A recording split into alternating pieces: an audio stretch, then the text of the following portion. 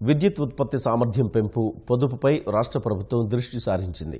ఈ మేరకు భారీ ఎత్తున నిర్మిస్తున్న ప్రభుత్వ గృహాల్లోనూ ఇంధన పొదుపు చర్యలు చేపట్టనుంది. ఇందుకోసం పీఎంఏవై ఎన్టీఆర్ నగర్లలో స్టార్ రేటెడ్ విద్యుత్ ఉపకరణాలే వినియోగించాలని నిర్ణయించింది.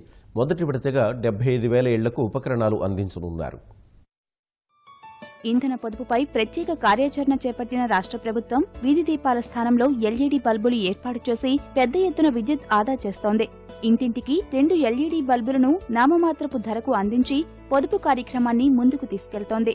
తాజాగా ప్రధానమంత్రి ఆవాస్ యోజన ఎన్టీఆర్ హౌసింగ్ పథకంలోని ఇళ్లకు ఈ ప్రణాళిక వర్తింపజేయాలని భావిస్తోంది.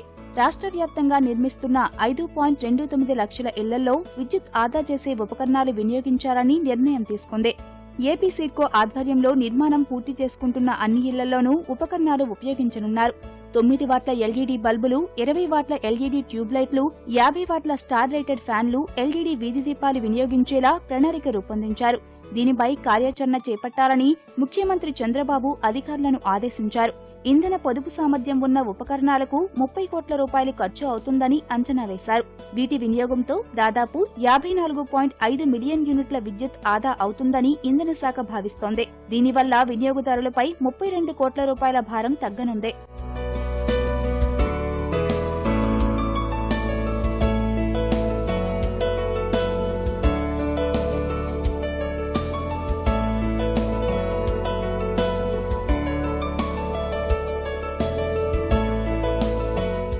ఇప్పటికే 1 కోటి మందికి 2 కోట్ల ఎల్ఈడీ బల్బులు పంపిణీ చేసి భారీ స్థాయిలో విద్యుత్ ఆదా చేసిన ఏపీ సిడ్కో ద్వారా ఈ కార్యక్రమాన్ని అమలు చేయాలని ప్రభుత్వం నిర్ణయించింది.